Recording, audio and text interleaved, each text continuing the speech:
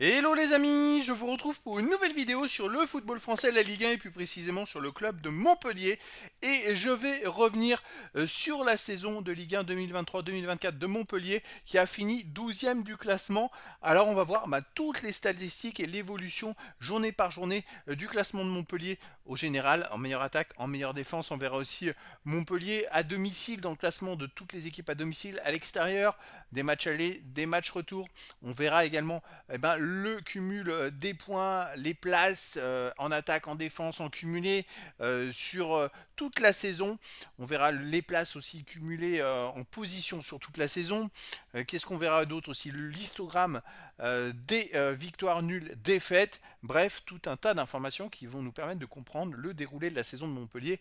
On aura aussi tous les buteurs et tous les passeurs. Allez, plein de statistiques. Et donc, on va commencer déjà au général. Montpellier a donc fini 12e de la saison avec 42 points en 34 matchs, 10 victoires, 12 nuls, 12 défaites, 43 buts marqués, 48 encaissés, moins 5 de différence de but. Montpellier a été aussi la 9e attaque de Ligue 1 et la 12e défense. Donc, bon, ils ont été dans le milieu du classement, mais on va voir un petit peu le déroulé de toute cette saison.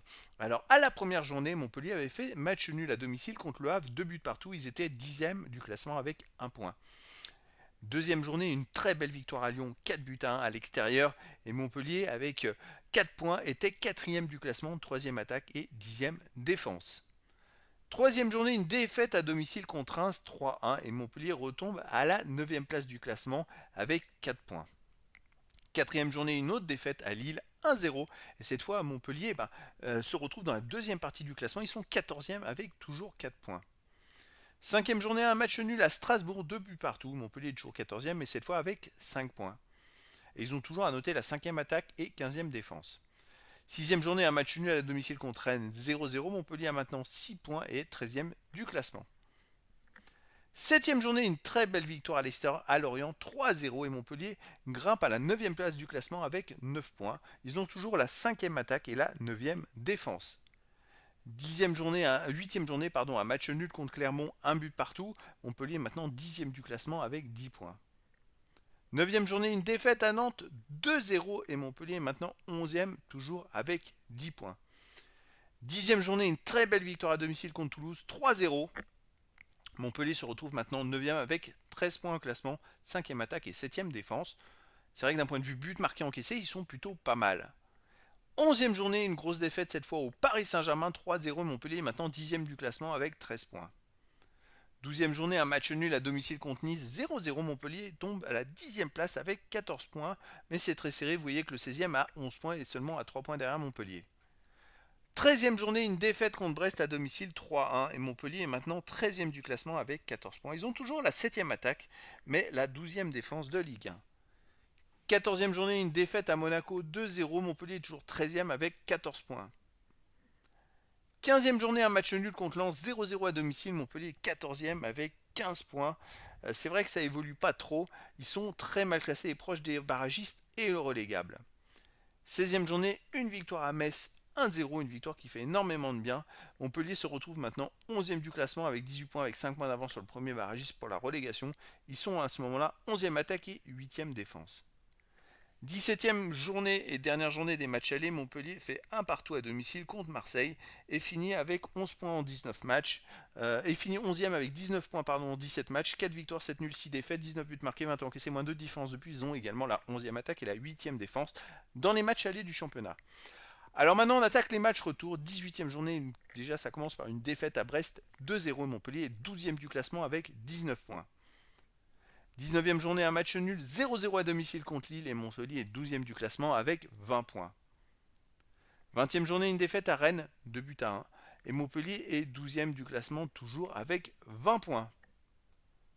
21e journée, une autre défaite cette fois à domicile contre Lyon, 2 buts à 1 et Montpellier est encore 14e du classement avec toujours 20 points mais ça se resserre avec les places derrière.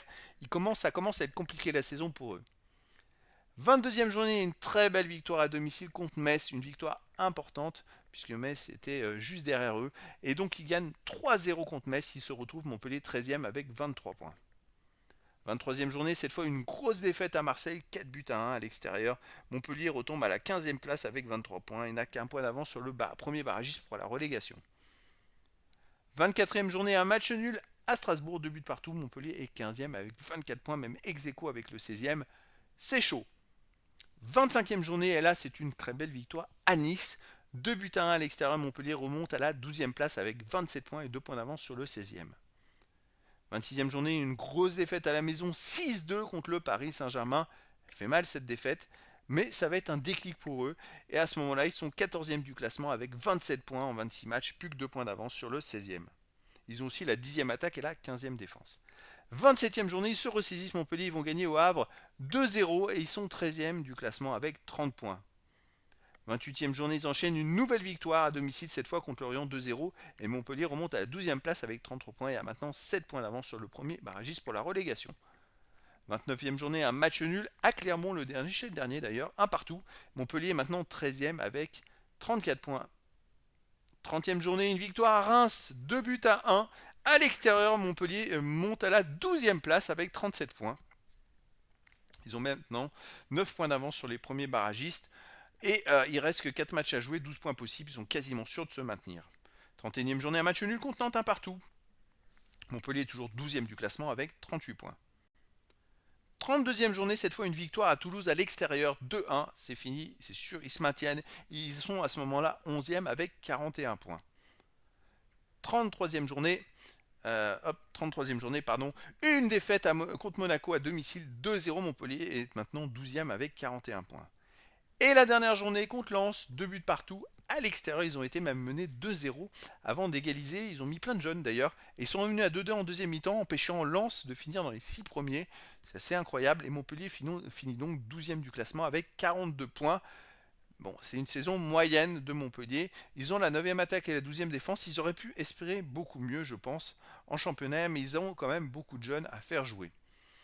Au niveau du bilan de la journée 1 à 17, alors en jaune vous avez le classement général, en vert le classement de l'attaque, en rouge le classement de la défense. Comme vous pouvez le voir, Montpellier a été dans les 10 premiers assez longtemps dans la première partie du championnat. Ils avaient une attaque plutôt bonne, hein. Franchement une défense qui était plus que correcte et c'était mérité. Et puis après, ça s'est un peu compliqué avec la fatigue. Ils ont perdu des places petit à petit, on va le voir dans la deuxième partie de championnat. La meilleure place dans la deuxième partie, c'est une fois 11e, mais sinon ils ont tout le temps été quasiment 12e. 13e, 14e et 15e maximum. Ça c'est très resserré en défense, ça s'est énormément baissé. En attaque, c'est resté autour de la 10e place, mais voilà, c'est une équipe qui se cherchait en deuxième partie de championnat. Et donc en cumul, en bleu, vous avez les points cumulés sur toute la saison. En jaune, c'est la courbe des places. En bas, vous avez l'histogramme des victoires, nulles et défaites. Les plus grandes barres jaunes, ce sont les victoires, bien sûr les petites à une case, les nuls et les défaites, c'est quand il n'y a rien du tout. Alors au début de championnat, Montpellier c'était plutôt correct. Après, il y a eu des hauts et des bas, surtout des bas. Et comme vous pouvez le voir à partir de la 27e journée, ils ont eu quand même une belle période avec 4 victoires et 2 nuls. Et grâce à ces 4 victoires et 2 nuls, ils se sont éloignés de la zone rouge et ils ont réussi à se maintenir. Mais voilà, c'est quand même une saison qui est pas très régulière. C'est dommage. Je pense qu'ils avaient moyen de faire un peu mieux. Alors le cumul des positions, on peut s'apercevoir que la position où ils ont été le plus souvent, c'était 12e. Ils ont été 9 fois 12e.